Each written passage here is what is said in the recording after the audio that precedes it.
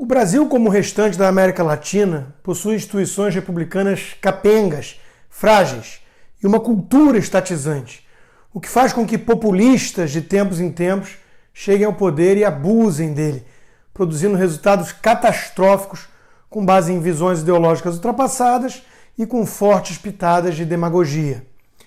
A onda socialista bolivariana que varreu o continente nas últimas décadas deixou um rastro de miséria e corrupção. E a reação era inevitável. O problema é que o ciclo costuma se repetir, do vermelho esquerdista para o verde oliva, mas sempre autoritário, em busca de ordem e segurança. E assim a democracia republicana nunca avança. Esse foi o tema da palestra do meu amigo liberal e vereador gaúcho Ricardo Gomes, esse ano no Fórum da Liberdade em Porto Alegre. E vale a pena assisti-lo na íntegra. Eis um trecho para vocês verem.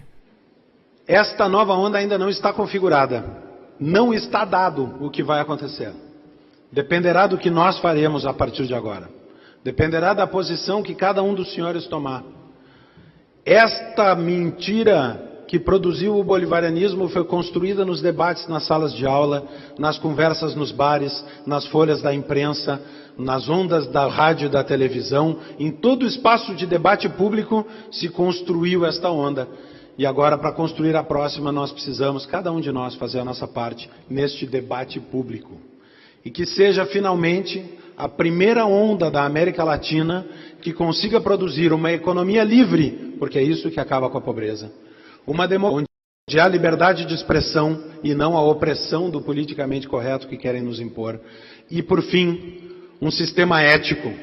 Um sistema ético é um Estado de direito que coloca as leis acima dos governantes e não os governantes acima da lei. E que os põe, quando descumprem a lei, no lugar que merecem, que é a cadeia. Muito obrigado. É absolutamente compreensível rejeitar essa democracia corrompida que temos hoje, com apoio de uma imprensa partidária enviesada.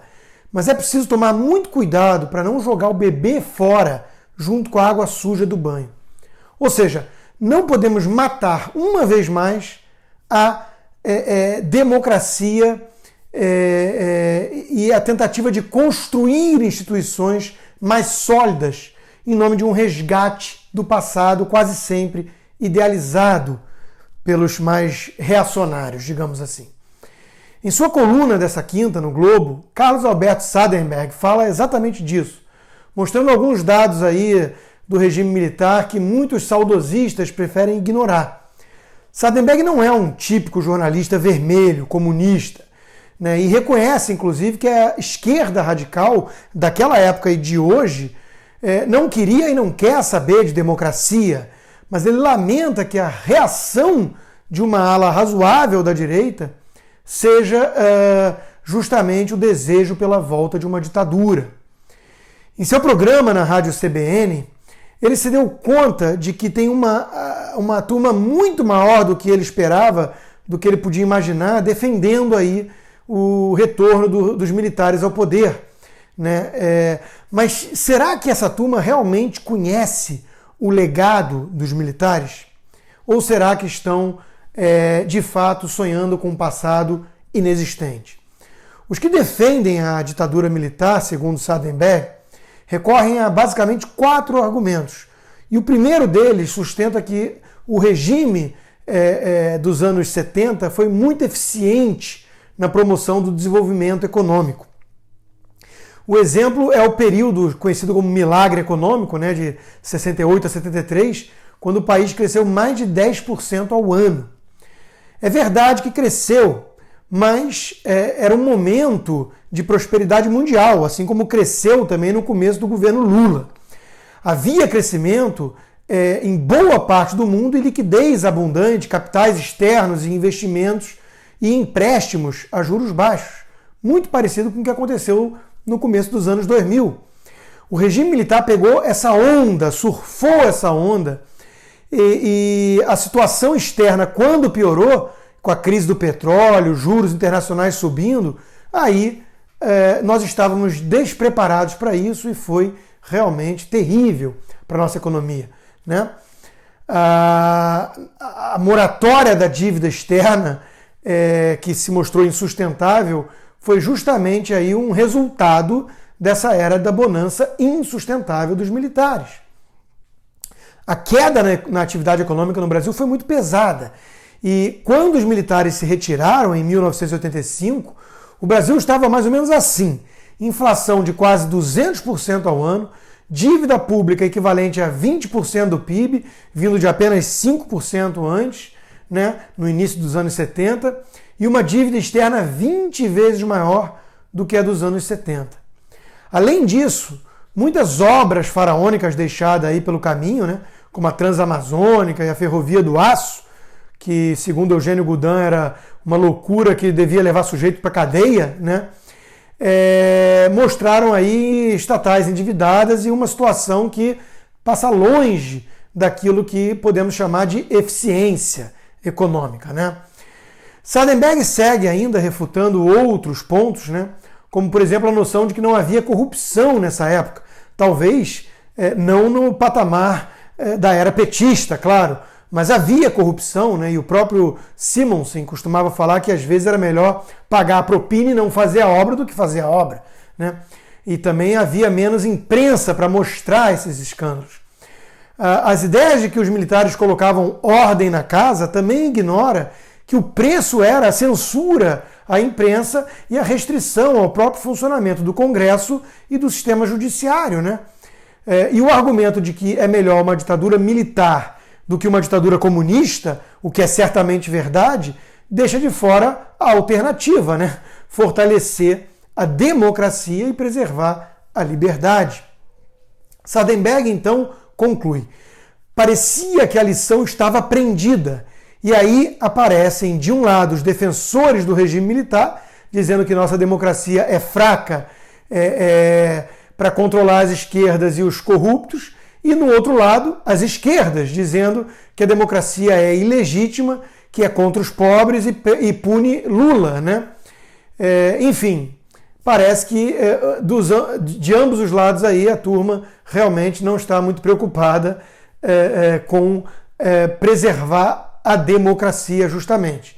É de se lamentar, diz Sardenberg, dos dois lados, um desprezo pela democracia, pelo judiciário, pela imprensa livre, e por isso é preciso repetir: abaixo a ditadura, pô.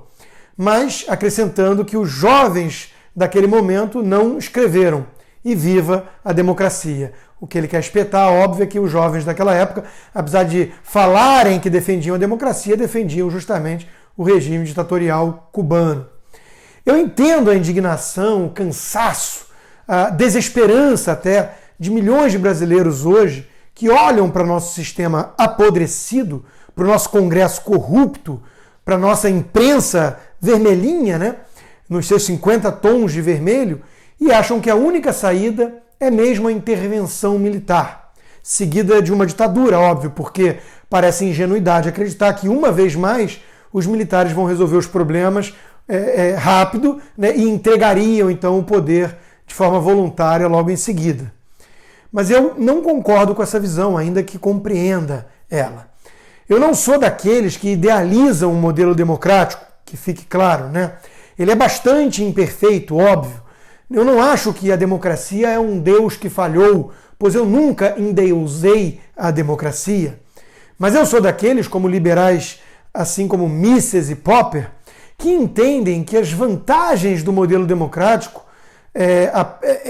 são várias, e a principal delas é justamente a possibilidade de trocar o comando no poder sem violência, sem revolução sangrenta, sem os rios de sangue.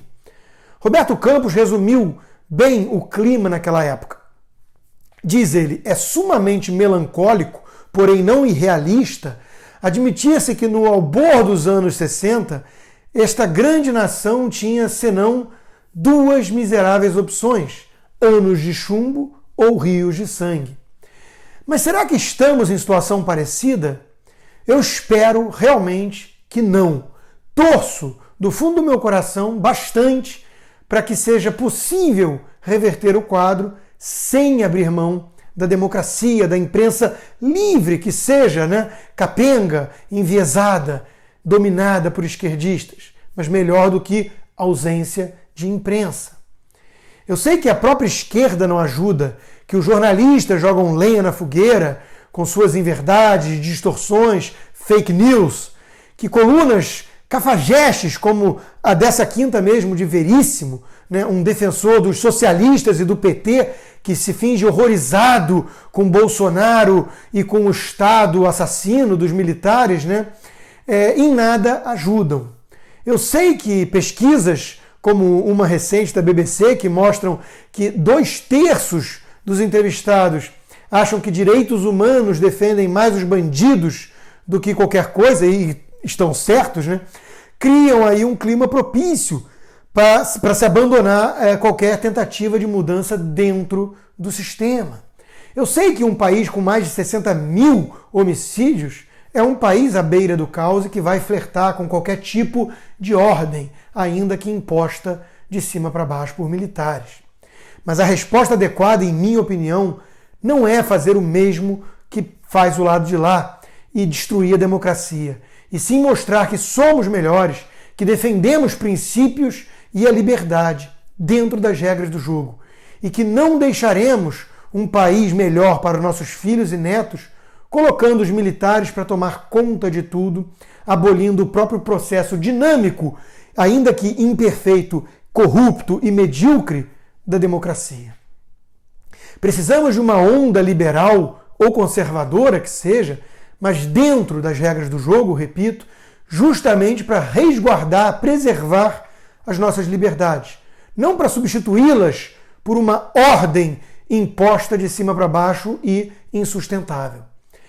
Será que ainda dá tempo para essa saída?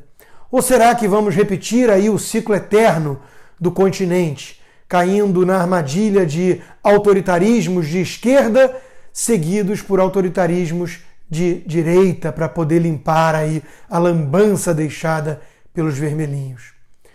Quando o mundo flertava com os totalitarismos coletivistas da década de 30 e 40, alguns liberais mantiveram a cabeça no lugar, o juízo, e não cederam às tentações autoritárias.